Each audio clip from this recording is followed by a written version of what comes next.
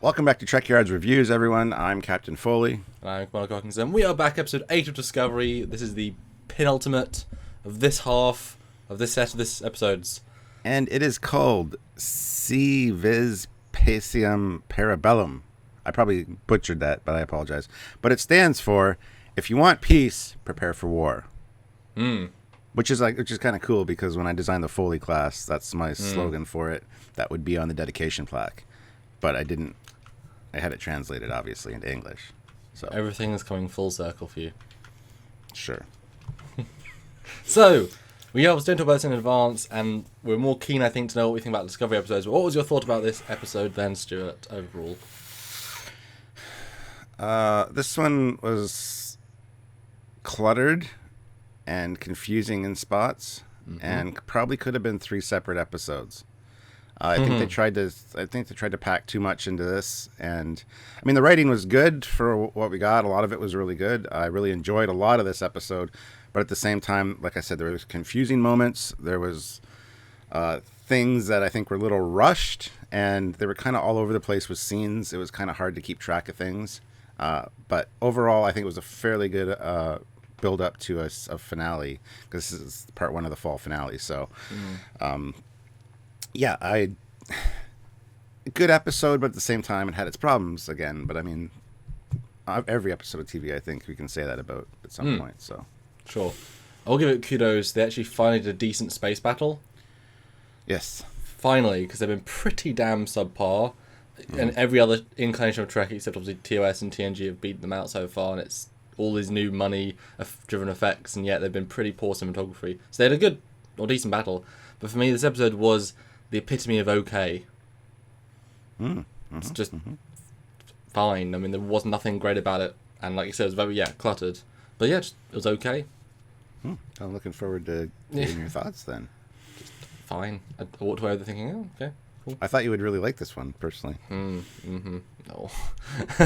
But the episode starts out with, I love how this episode basically shows all the trailer stuff in the first Yeah. which I appreciate. Although it doesn't. Unfortunately, the episode doesn't go beyond the trailer context. Like, everything you see in the trailer is actually all the episode is. There is nothing, we don't get 10 minutes of only that, and then suddenly this new plot happens. It's just the plot of the trailer. Never really gets beyond that, which is kind of okay. But like I say, good space battle. And what do you think of this action-packed intro with a new ship? Well, I wrote hell of a way to start an episode. I really loved it. As you guys know, we love ships. I love any space battles or anything. So it was a great way to start an episode. We got to see a brand new ship right off the bat, which we're going to talk about in another episode. Or at least we got to see high detail of a ship we'd seen in the Binary Star, but finally up close shots, because we want detailed lit shots, please. Yes. Yeah, it's actually an excellent ship, but we're going to talk more about that in a full episode on it. Again, a very cool space battle, and then all of a sudden, Discovery jumps in to save the day. You hear Commander Lorca saying, "Hey guys, we got your back," which is cool. I mean, can you imagine being a Klingon, engaging a single lone Starfleet ship? There's nobody else around on sensors. You think you have the upper hand, and all of a sudden, whoop! What's this? I think that would be very intimidating and kind of off-putting. So I love that. I love that they're using the jump drive for that to save the day kind of thing. This is a weird series because they haven't really correctly implemented the overall arc. It's been very episodic, and actually, again, shows the Enterprise Season 3 arc to be a superior episodic, serial arc like that. Especially where they have that other half of the Xindi. Like, they were better done than, it just shows more parallels and better things. And this scene was great because it finally showed a grander sense of war with the fleet of both ships, and what Discovery can do, and how effective and also how ineffective it can be in certain circumstances. And we're seeing the cloaking technologies. We're finally seeing what this war is capable of, as opposed to everything else up to the season so far. It came in, it did a good job, failed, but very, very bad odds. I mean, they said 2 battle cruisers, a destroyer, and at least 3 bird of prey. That is a force. Discovery's shields went down to 10%, and he was not concerned. So he's a risk it all sort of captain. Yeah. And thank goodness the spore drive wasn't hit, because otherwise they'd be doomed. True. Yeah. And I think Lorca stood out in this episode as being a really good wartime captain.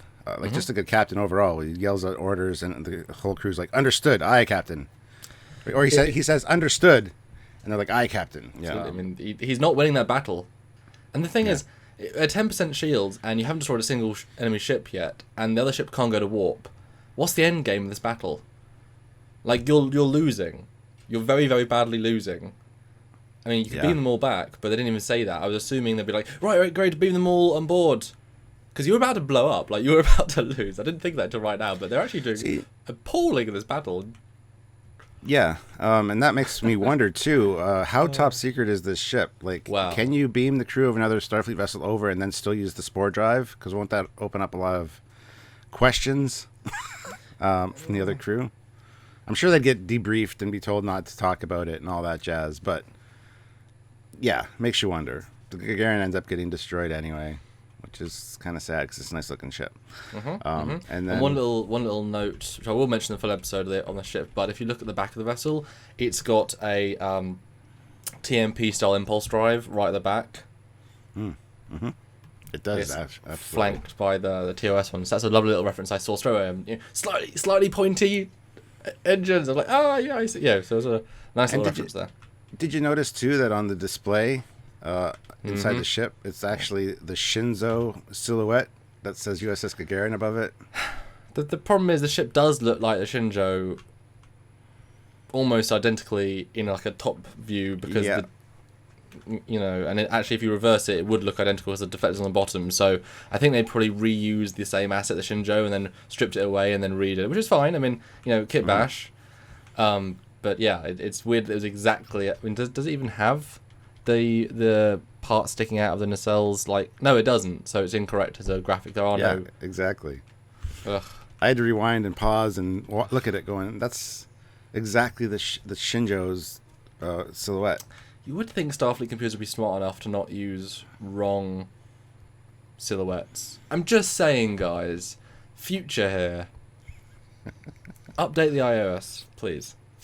Update the iOS. Oh my god. And what did you think about literally everyone in this battle having a cloaking device? It didn't surprise me. I wasn't super impressed with it, but I mean, it didn't surprise me at all. They are now commonplace. Yes. That kind of gets. Yeah, exactly. And then we see the engineering. We see Stamets things being retracted because the Discovery jumps out of the area, which again the Klingons would be like, "All right, let's go for that ship. Where to go? Hello." Well, based on the higher ups knowing the Discovery, the news is going to spread. Yeah. Oh my god, it's the fabled ship that can jump in from nowhere because we didn't see it. Yeah, this one's not good. We're not going to destroy this ship. We'll try, but. And then Stamets comes out and he's confused and he says, "Why are you down here, Captain?" Looking at Tilly, which I didn't think of it till later, but does that imply that he's seen the future and her goal is to be a captain at some point? Or is he just confused? I mean, it could be one or the other. He could have seen the future that she is a captain and thought that he was serving aboard her ship or something when he came out. It makes you think. Because she kind of got a little bit giddy inside for a second, and then she's like, Well, it's one of her key phrases. She wants to be a captain. That's one of the few bits of information we really know about her. Yeah, I got the impression he was either seen to a parallel universe where she was the youngest captain ever. Which, I mean, hey, okay, that'd be Kirk awesome. did it. Kirk did it. Why the hell can't she? Yeah. Seriously, or like you say, or into the future. I mean, that's the point he's seeing. I don't think anything he's seeing is wrong. It's just alternate. Yeah. Or even potential future. I like that. I guess Stamets is really the overall arc of this show. Because he's the one that's having a steady progression throughout every episode. We learn more about what he can and can't do. I think that's really the story of this show is Stamets, spore drive technology. It's not the Klingon War. That's the backdrop. I think it's Stamets and what this all means. Like I said, I would be totally fine if the Discovery gets lost in parallel time streams in season 2, and then it's a really Discovery show. We've got to get home to try and face fight this Klingon war in season 2, but we've got to get home. I'd find that'd be great. Yeah. Which makes me wonder, since this is the fall finale, do you think they're going to hit us with another cliffhanger? Do you think that the next episode is going to end by them jumping into the mirror universe, and then we have to wait till January? Oh, you do think that? The next episode looks so cut and dry, and because we know the heroes are going to win, it looks so cut and dry that they're going to win. Like, wait, what? They defeat the Klingons? Oh, cool. Next episode, oh shit, the last 2 minutes. Oh no, it's gone wrong. Ah, where are we? And then we see, Mirror Takuvma's ship, and he's bowing down to them because in the Mirror universe they're in control of the Empire, and they're like, the hell? And Giorgio is on the Klingon sarcophagus ship and is like, Captain, you're back. Dagger, and stabs Kor and just throws him. It's like, we must march on Earth, and like that. Yeah. Anyway, we're getting ahead of ourselves there, but sorry. So back on Discovery, and the most recurring Emerald having a conversation saying not only was this Gagarin destroyed, but also 2 other ships were attacked by other squadrons of Klingon ships out of the blue, and proves that the intelligence was right, that the Klingons now have widespread clone technology. Anyone that works with Kol has officially signed on to his new crusade, gets the tech, and they are using it far more effectively than Discovery was using her tech, because they've already destroyed ship after ship after ship with fleets of ships, which obviously the Discovery is a single vessel with minimal firepower versus every ship can cloak with unlimited firepower. So the scales are really in the Klingons' favour, and they're feeling it straight away. And it is worth saying in this scene, the Tribble's back. It's been gone for quite a while from his desk, but apparently it's back now on his desk. I don't know what that means, but it's back. Did he just carry it around? Happens to be off this ship. And it should be noted there too that, like you said, the cloaking devices are becoming much more common, but they refer to them as invisibility screens, which I love because that ties it into TOS. That's what they were called then. But still, Kirk seemed very shocked by the cloaking device. The whole crew did. So my guess is that they're going to retcon this by working out a very easy way to detect them, and so they're like Gen 1, Ultra Gen 1. Well, you see when they decloak, they got like a green. It's really weird. It's a different kind of cloak, I think. Yeah, no, I think the Romulans actually work out an effective cloak, and that's why it's surprising. It's like, oh, we can't detect them with all of our they build in all their new ships anti-cloaking detection technology, because why wouldn't you? And then this Romulan ship doesn't remotely deal on those principles, and they still can't crack it. Whereas these ships, they manage to work their way within weeks to break it. Yeah. Which, yeah, okay, I can see that. And it's probably like a legacy cloak. Like one Klingon scientist discovered it or developed it on the sarcophagus ship for a reason 80 years ago and never shared it. And it's really old tech, but it's effective. Just like that. But I'm sure we can talk about that a little bit later. Yeah. Anyway, then we get to the planet, as you mentioned, a planet called Pavo, where everything... Chekhov? Yeah, I thought that too. Where everything vibrates with different frequencies, and the planet almost sings, but it's got a naturally occurring crystal structure, which is acting like a transmitter, which projects this song, and they want to tap into that. That's their mission, to tap into that and see if they can detect cloaked ships using this transmitter. And it's their last great hope, because they realize they're losing very badly now. I thought it was odd, to say the least. How long have they known about this planet? How did they find out about this transmitter? Who came up with this plan? My guess is that it really boils down to everything shimmers on a frequency, and if they can tap into the planet that understands all different frequencies, they can sense frequencies rather than physical stuff, which means they can detect the frequency of the cloaked ship. Yeah, it was kind of like just, we can detect them with this planet. And at the end they say some very odd dialogue, which is weird, which makes this planet even less effective in the grander scheme. Which I'm sure we'll get to at the end there. Yeah. But it's nice to see a planet, and Trailer, boom, she's there, and we're here, and I always do appreciate that when they make a a planet where all the foliage is different, because they don't go ahead and paint the trees. Like 9 out of times 10, 9 out of 10 times they color correct it in post, and that's a real annoying thing, because they've got to keep the skin tones bright. And they did a good job with it. So I saw a couple of little edges, I thought, later on, but that might just be me, but I thought they did a good job overall. Yeah. And here we actually learned some cool things about Saru's race, the Kelpians. They can run up to 80 kilometers an hour.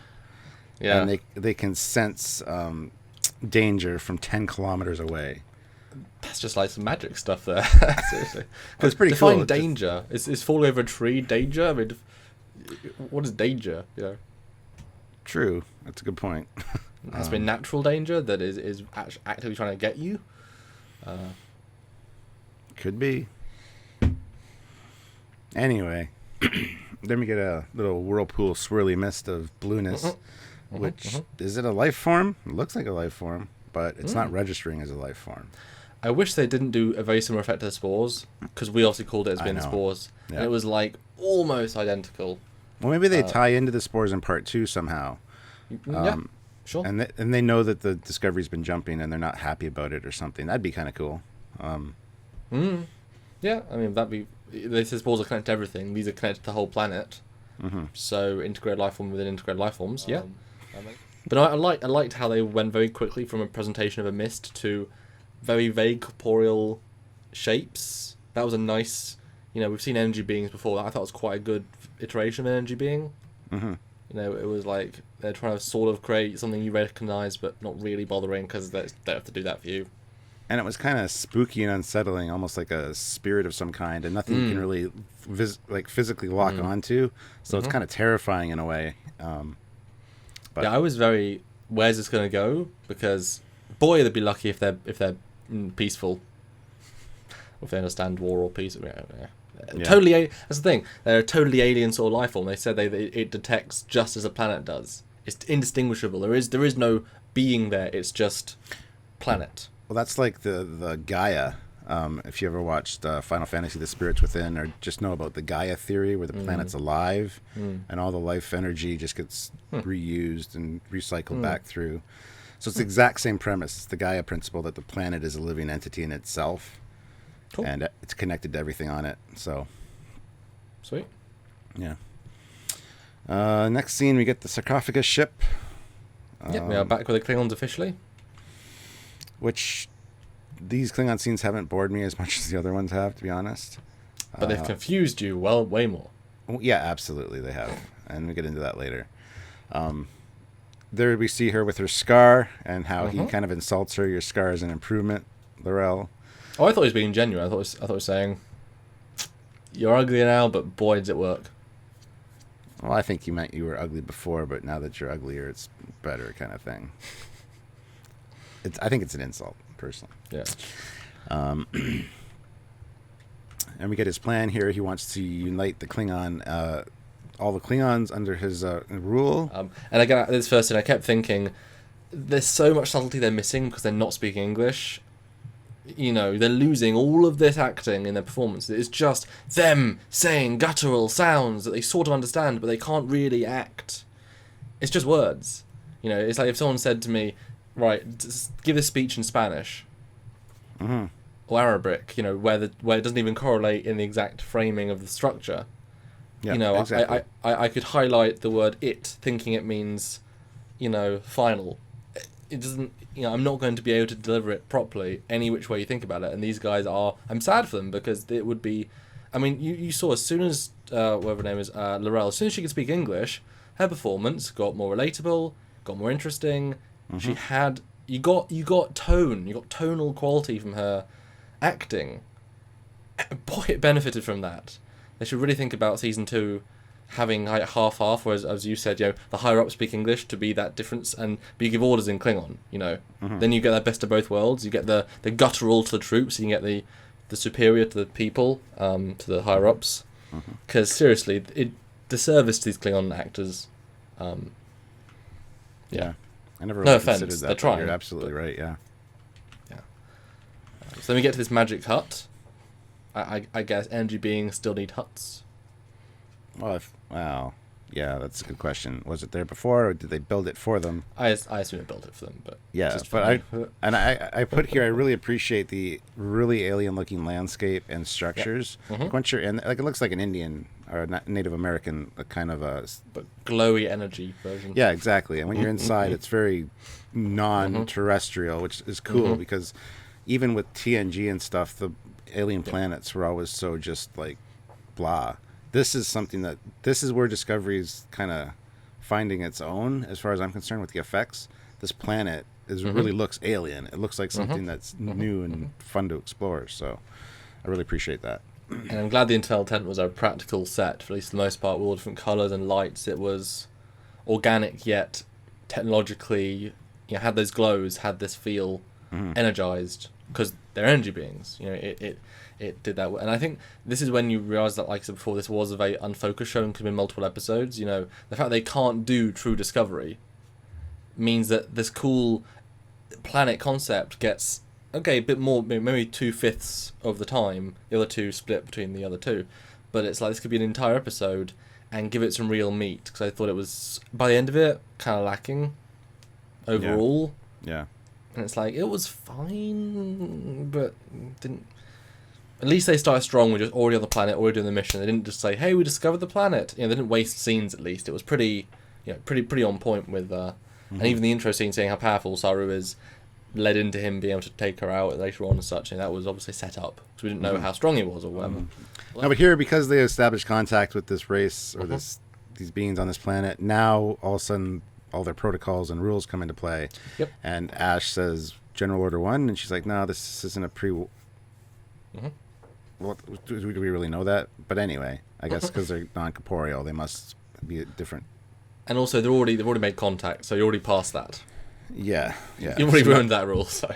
Yeah, so now it becomes a first contact protocol, which is cool. And Ash, the way Ash said about General Order 1 kind of put a question mark in my head, like, does she really know the rules? I thought she was reasonably smart in this episode. She was saying they acted like officers. They recited the rules to each other.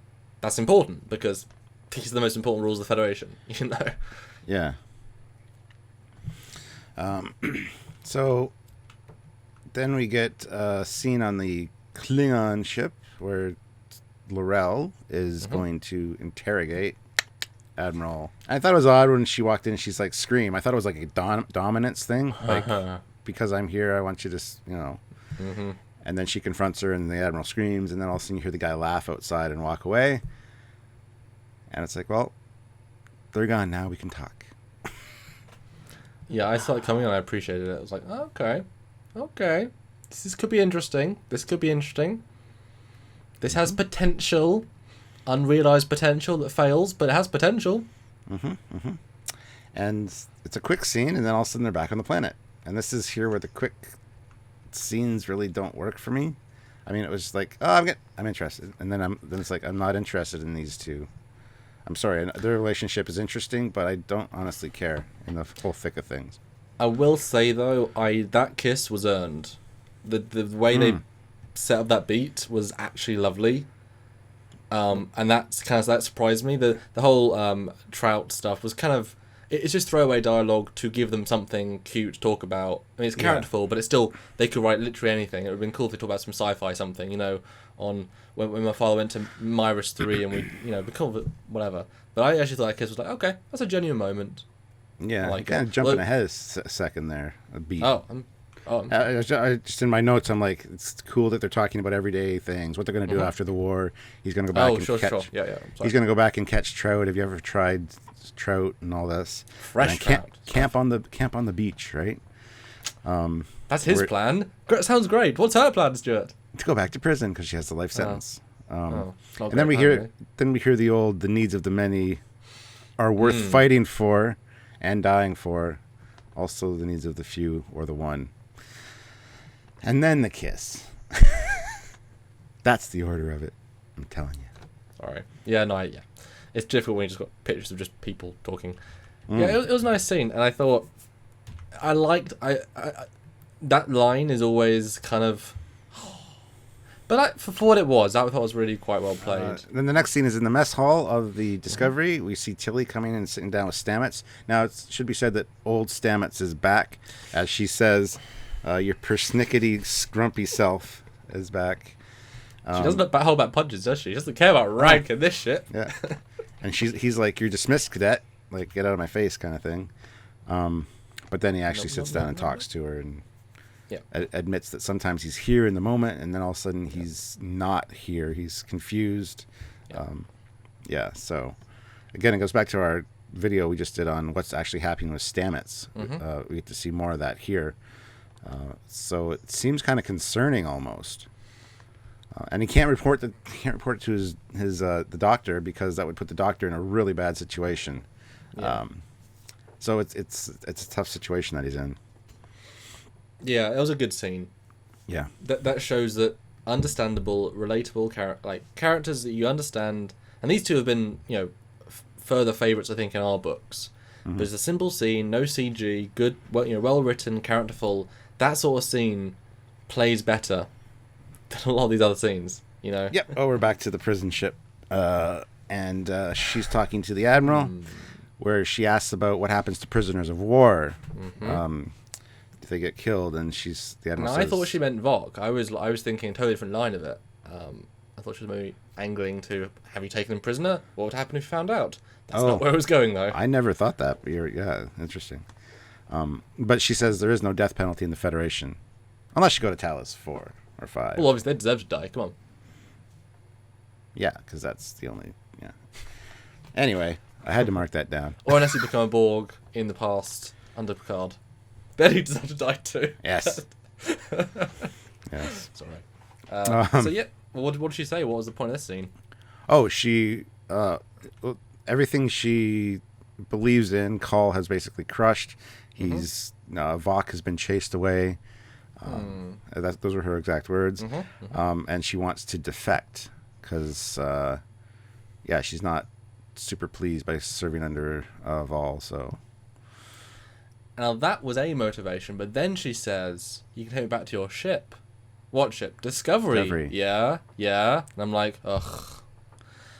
I don't know when we talk about her bit, probably a little bit later, but she's all over the place in this episode. It's very... Let's keep going, because Yes. More things. Back to the planet. We're back on the planet now, yes. And here I put the way he explains how they're interconnected with the planet. This is where I put the relation to Gaia, the Gaia theory, because it's very relevant here, I think, and how the planet is emitting a constant noise. So because he's so sensitive to it, it's like torture to him, basically. Yeah, after so long. So. And he can't sleep as a result, which I can relate to, because some nights I can't get to sleep, and it's not because of noise, it's just because my mind racing. But he goes and asks them for help to at least get a moment of peace, to which he gets zapped. Not zapped. And he gets I'm fine now. And he gets a bunch of flashbacks to the Battle of the Binary Stars, and talking about, we can sense death and it's coming now. His trailer line. Yep. That's true. That's his line, yeah. It was good. And they help him, they change him, we'll get into this in a minute, but stuff happens. Although you missed out on the best Easter egg of this episode, or best reference of this episode. What? Okay, as he's walking out of the tent, the sound effect of him getting louder and louder is the cage beaming sound effect. Oh, from really? the pilot. Because it's a really weird sound effect with it's a different iterative sound effect. They just threw it in there, and it really fits, and it sounds like, that's the thunder. Cool. Didn't know. Go back and watch it. It's cool. Yeah. Reference to the episode. Huzzah. Cool. Yeah. So yeah, he comes back. Yeah. So the next morning, he looks well rested. He's happy for once. He's got an aura around him, as if the weight of the universe is off his shoulders. He can just chill with margarita by the pool. Oh. Yes. And then he explains that he just contacted Discovery by altering his communicator's frequency and tapping into the whatever, and asks for their communicators. as the next step of this. And I'm like, oh, man. Mm-hmm. To which he just crushes them, which I can see that'd be something like Spock would do in the original series. That's what I got, yeah. Yeah. I wish it was more styrofoam so it looked shittier, just like Spock. Like, yeah. But Ash is frustrated by the regulations and procedures that they have to go through because they can't they can't do this without the planet's permission, even though Saru has just said that they basically are going to allow us to do whatever we want. But he's gone wonkadoodle, so whatever he says could be nothing. Exactly. He's high on those spores from the Spock planet where he goes all happy. Yes. Yeah, he finally found love and such. Well, at this point, did you think he was under influence of the alien planet? Do you think he was himself?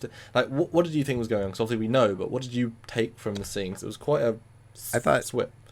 I thought he was inhabited by the planet's energy and that they were controlling him, and yeah, that's what I thought. Yeah, I mean, the invasive nature of how they calmed him was pretty, you could definitely argue changing. I thought he was being influenced, maybe not controlled, but influenced. Yeah. But I was trying to think, what is the end game here? I didn't see one. Yeah.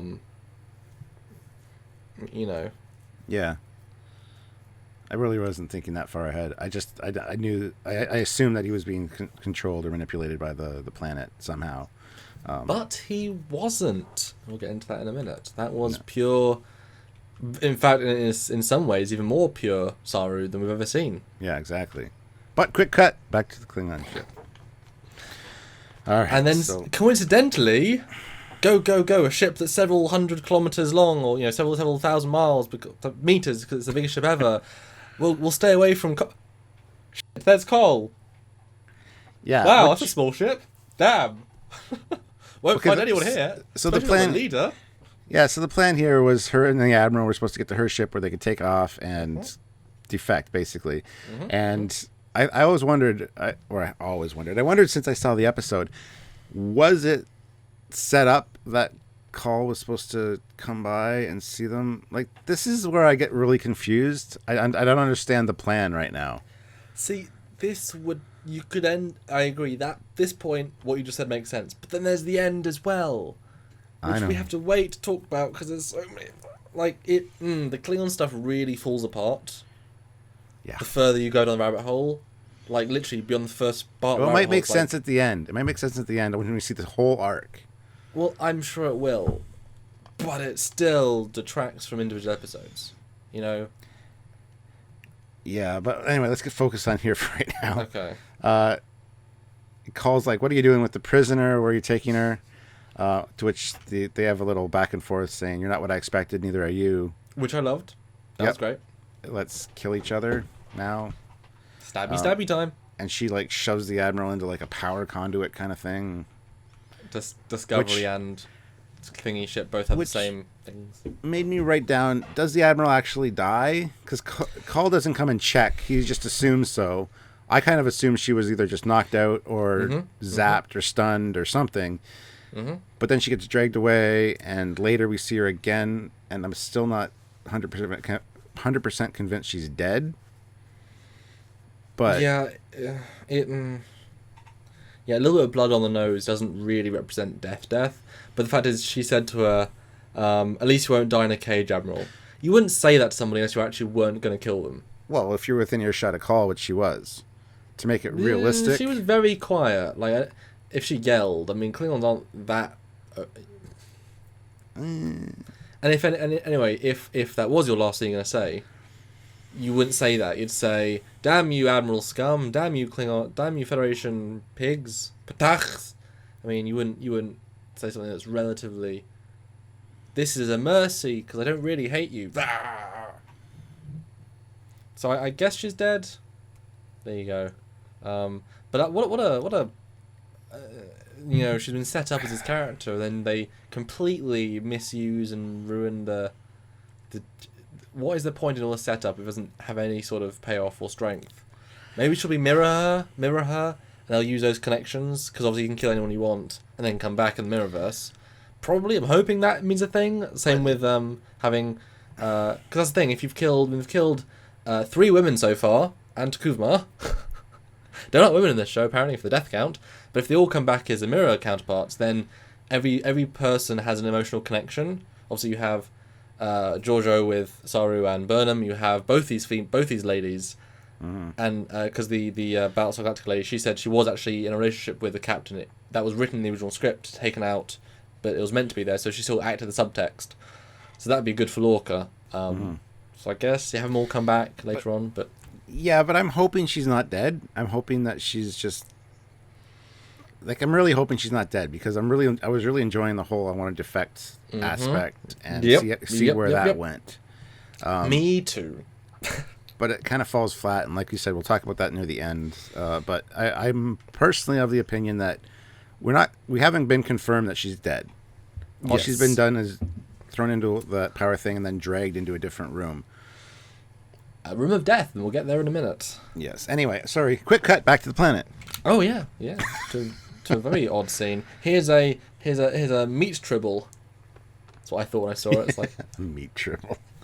Oh man. Anyway, Saru comes in and Burnham's not there. Apparently, her and Ash had a fight, and Saru's like, "Aw, that's a shame." We hear that Ash wants to hurt Klingons. And Sarah says, "Well, that's understandable considering they tortured you." Hell of a scene, because we're trying to pick up any little inflection of a grander, deeper thing. But boy, is that just a human scene. I was trying to pick up on Klingon subtexts, but everyone wants to defeat the Klingons. I want to hurt them.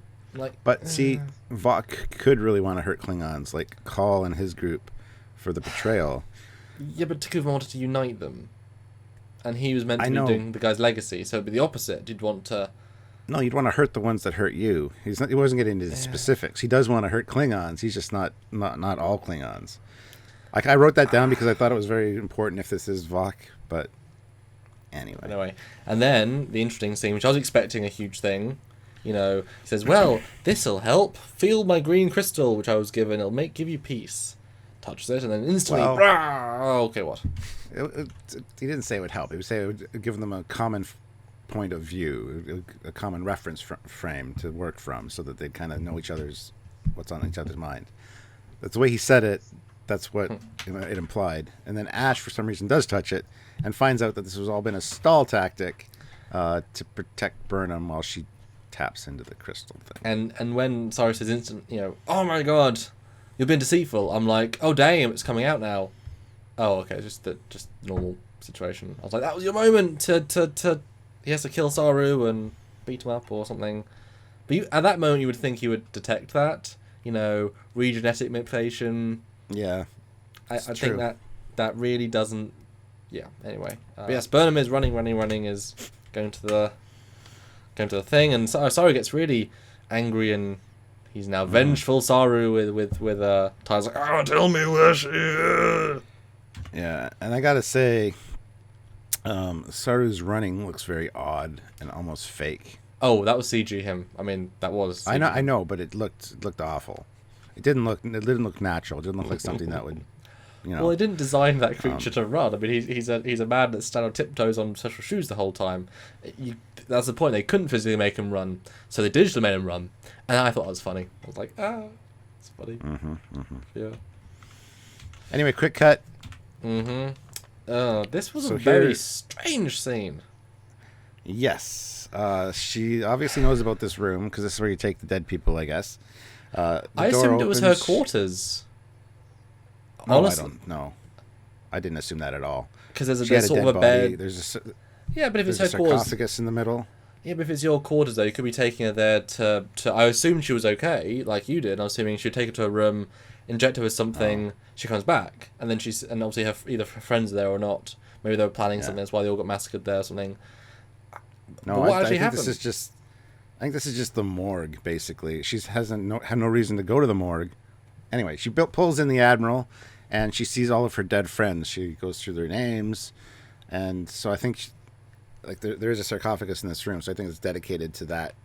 This is the room where they send out the bodies to attach to the ship or something. So, she sees all her friends, and she's, wishes revenge on Cole. "I will end you." But they're all sort of dead. But one's been ripped to shreds. One's had his Yeah. torso ripped apart and his arms pulled apart. But everyone else is totally fine. So why are they dead? And who are they? And she said he lost everyone. So wouldn't she bring her last friends with her? And She probably did, and they got found out. That's what I'm Yeah. getting from this scene. And so they all in this room and got massacred together, and then one got ripped apart for some reason, or they dragged here as a message. And why didn't they just kill her, Tavrel, whatever her name is, early? This whole ties into the whole me being confused during this episode bit. Yeah, it sort of goes from one worse step to another, to another, to another, to another. Yeah. Progressively And then- worse Klingon scenes. So, quick cut back to the planet. Mm-hmm. Burnham actually does establish a communications uplink with Discovery. Mm-hmm. And Saru send doesn't a like message. Oh, and I love Saru's one defense mechanism. He does like a donkey kick to her midsection. Because that's what it was. It was like a donkey kick. I can imagine it being quite powerful with his legs. And it seemed to knock the wind out of her quite a bit. Yeah, I like this fight. I thought it was pretty good. I like Saru smash. Saru smash. Well, I'm surprised he hasn't got his phaser on him. I know he wants peace, but would have brought a phaser probably. This is why. Do you know if he's been controlled, then he's not thinking straight. So you can argue, well, he didn't think to bring anything. I mean, Ash had a rifle with him. Take the rifle, run with it, shoot Burnham. I mean, there are easy methods than punching it to death. The machine. Here we get a dialogue from Saru where he's like, "You're always taking things from me. This is the one time I've had peace. I haven't been afraid." And like you said earlier, this is maybe the true Saru because of that. He's actually just been relieved of all of that fear and all that anxiety, and he's been at peace. And then Ash spores in. I mean, planet in, beams in. Yes, the species or the aliens on this planet warp him in somehow. Cool. And here we get an explanation that this planet just wants peace throughout the galaxy, which made me write down Organians ? Because this is exactly like the Organians stepping in between the Federation and the Klingons, going, "You got to be at peace, guys. We don't want conflict." I'm wondering if this is going to tie into the Organians at some point, because the Organians were kind of a glow bluey. And it's the same principle, because they're contacting the Klingons and the Federation to resolve this issue. I think there's going to be some kind of Organian tie-in at some point. The problem is, and I love that bit, so I hadn't considered it, but There's if this was problems. if this was an alternate universe, their own sub-dimension, that would be a really great reference. It's just another alien race is trying to make peace. It can be on its own timeline. It's 10 years earlier. It can be a forest planet, but they then convert it into a planet with people. But you can't do that when they've such a consistent timeline that in 10 years it's like, oh my god, now we're making peace. It would have been perfect for an alternate universe. And if it is an alternate universe, these be Organians is perfect. Brilliant. Well, really. You got to think, too, that maybe they're successful. Maybe they do end the war and somehow erase our memory of it. And so later, when TOS comes around, we don't recall this incident. We don't recall T'Kuvma. We don't recall the Sarfik ship. Maybe this is the solution to all of our canon problems, is this race. The whole Who knows show what's gets gonna wiped from happen? existence. Season 1. I don't know. I'm just saying, with this kind of storytelling and these kind of beings, who knows what's possible? And that's the one thing I thought is maybe they do establish peace with the Klingons somehow until TOS, where it's like a Cold War vibe, through these aliens. And then again, it's very much like a Organian peace treaty. An alien race is stepping in going, you guys shouldn't be fighting. One day you'll be fast friends, as the Organians say. But until then, we need you to chill the hell out and not kill each other. So I'm hoping this is... Well, this is what happened with Enterprise, too, when I heard about the Temporal Cold War. I'm like, that's going to explain everything. They're going to fix everything that's wrong with the timeline, and it really didn't pan out. So, but that's just my initial thought. We're trying to link things to canon. We probably shouldn't. No. Because they've... And people are going to yell at us in the comments for that. But I really don't care. So. But I do I mean, mentioning that, this has now suddenly got this shot I'm on where it's long shot. You see all these different creatures. More, that is a very TOS concept. Then, the planet not so much, but the fact that all energy beings, advanced life forms, or particulates of a big life form, that is a very TOS concept. It was very unfocused that I didn't even register that. There's so much so much stuff. But I like that Burnham is trying to, argue with it, say, well, we want this, and this, help us. And obviously, so we can tell they're siding with the humans, or it seems to be. They send this message to Discovery. Discovery beams them away. We'll burn through this bit because it's not too much. Saru explains why he was doing what he was. All about the... I gotta jump in real quick for the sick bay scene. I love the monitors, and I love the little thing sticking out the bottom towards the bio bed. Very reminiscent of TOS, the little sensor they have sticking out. So well, that is the feature of this tech / is around, so it should have that too. Yeah. Nice to meet Sarah, and then we are back on the sarcophagus ship, and this is when again it rechanged because he's saying, or rather saying, the humans confirmed that Discovery possesses a powerful technology, but replicated you could conquer. Your conquest could reach far beyond the limits of our empire. So now I'm thinking, no, she was tricking the lady to get information to give to Core, huzzah.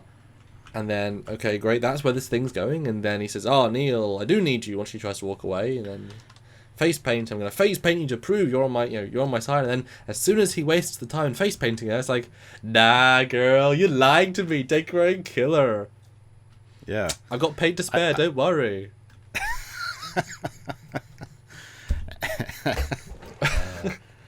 For this whole scene, I just wrote down confused again because what is going on exactly?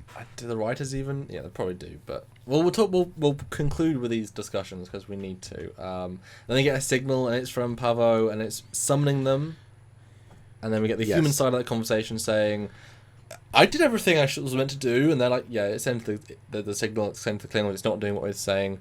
It's not doing what we planned. It's not doing what we agreed it would do. It changed its whole output, the whole transmitter. Now it's focusing directly at the Klingons and the Federation, bringing them together. And they mention a really interesting thing. He says, we're meant to detect these cloaked ships, and it's not detecting cloaked ships in the vicinity of this planet. Oh, so your plan was to create an anti-cloak detection grid around one planet and one very barely known star system, and that's your secret weapon. What a crappy plan, guys. I know you want to reverse engineer this technology, but if that was your plan, as stated, I know there's more to it, but what a rubbish line. It's like, well, we don't detect any cloak ships in the light years of Federation space nearby. Yeah. With 3 days from Earth, 10 days from Earth, but here's clear. Oh, so Earth got attacked. Well, we tried to detect them, but they weren't close enough. And it should be pointed out here, too, that Ash Tyler says the ship of the dead, which I don't think has ever been referred to like that before, except for by the Klingons. But I wrote that down anyway. Anyway, that ship is warping in currently, and then, ta-da! It's the end of the episode. I guess it's addressed some of those big plot points. So, where to begin? I mean, also we do sub episodes on some of these things, but definitely unfocused. And none of the four storylines, because the establishments as well, were particularly well done. That's what, like I said, it could have been broken up into multiple episodes and been much more entertaining. It just seemed like we're running out of time. We got to pack all this stuff into this one episode to get this fall finale thing out of the way.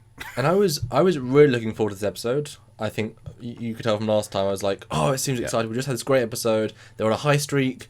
All the characters are doing better. This new one looks really interesting. There's a ship, battle, awesome. And it's literally just the trailer story. Nothing more, nothing added. And the stuff that they sort of add, like the Klingon storyline, is so confused and poorly done that it's like, wow, it's worse because of this. It was worse because of these scenes. And not because what was in this, like the way they were shot or anything, just because of how swap, you couldn't tell what was really happening. And at least I appreciate that the female Klingon said, Col is without honour. It's like, yes, all of these new Klingons are. We keep telling you. Even they know these are bad Klingons. And we've had Klingons without honour before, but even they know these are the worst Klingons we've seen for a long time. Yeah. Because they want to defect. Not many Klingons defect. Yeah, she did. They're that bad. I don't know. There's so many problems. I enjoyed the episode overall because it had a good pace. It had a good movement. It was scene to scene to scene to scene to scene. I was always expecting the cool thing. I was like, yeah, same here. Every single time. And as it gets cool, it ends. Yeah, every interesting turn it swaps around. I mean, I kept pausing. I didn't do this not with Orville and Last Discovery. I paused it to see how long it'd been through. I was impressed by how few minutes it'd been through and how good it was. This one, I was like, wow, already 19 minutes and nothing of worth for me has happened. 36 minutes. Well, they're not going to have a really great twist then.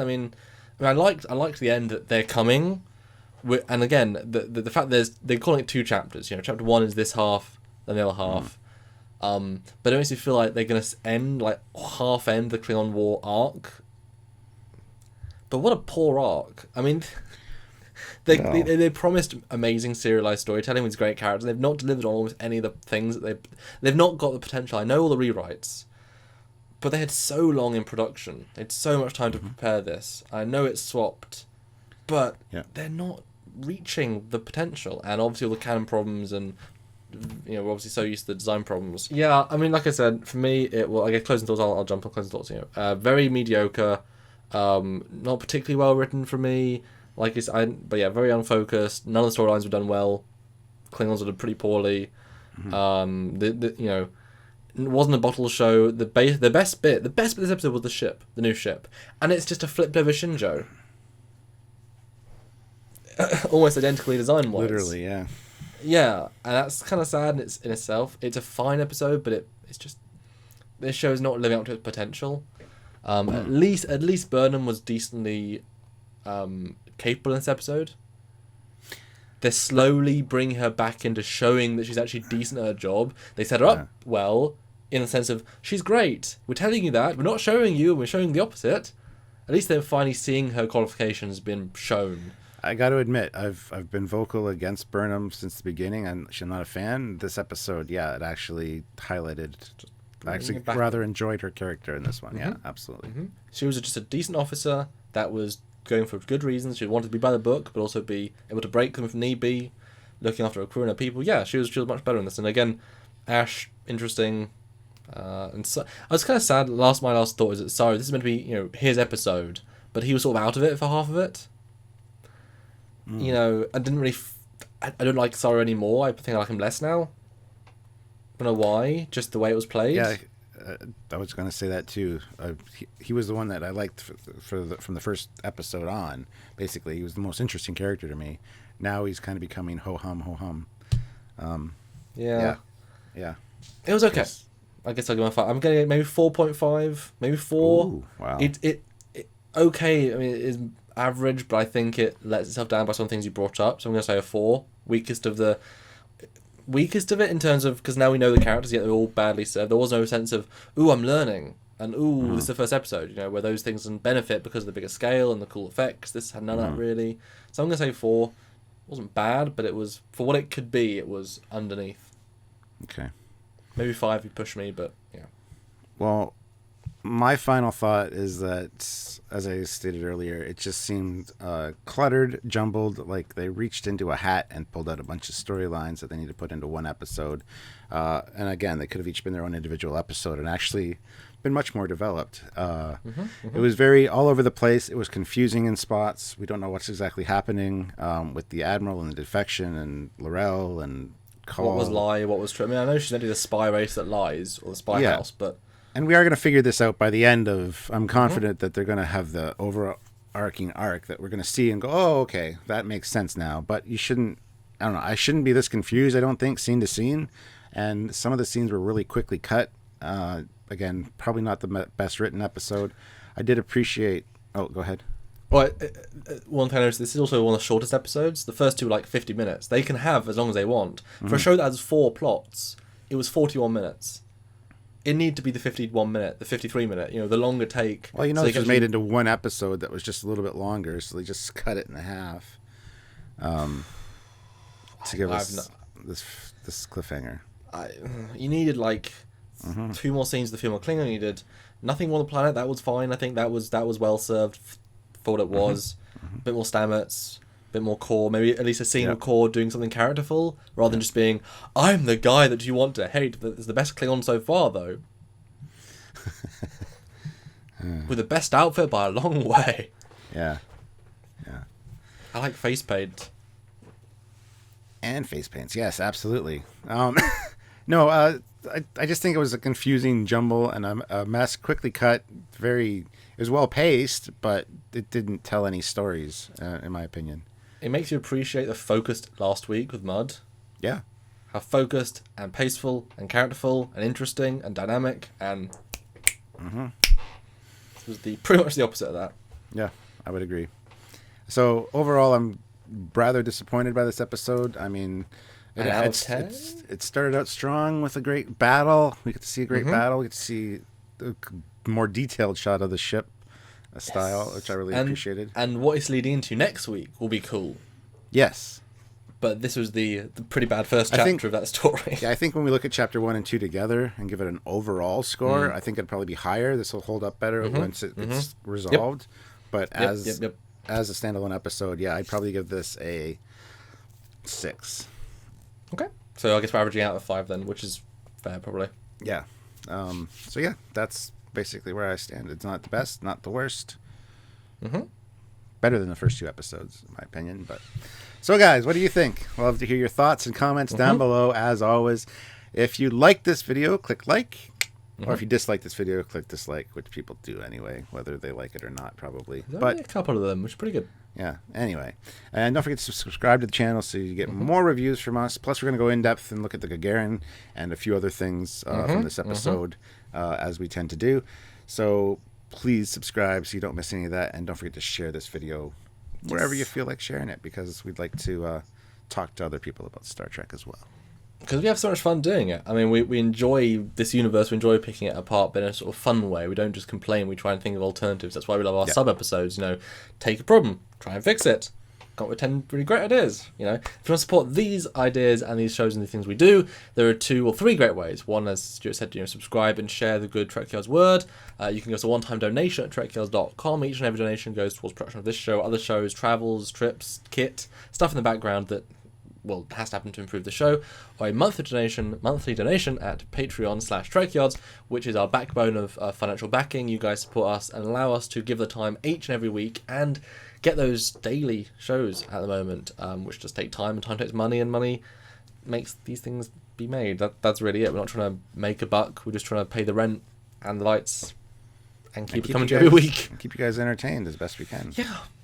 So if you can, please and thank you. Yeah, absolutely. So until next time, guys, I'm Captain Foley. I'm Connor Coggins, and only one more episode. Should we leave them on a cliffhanger?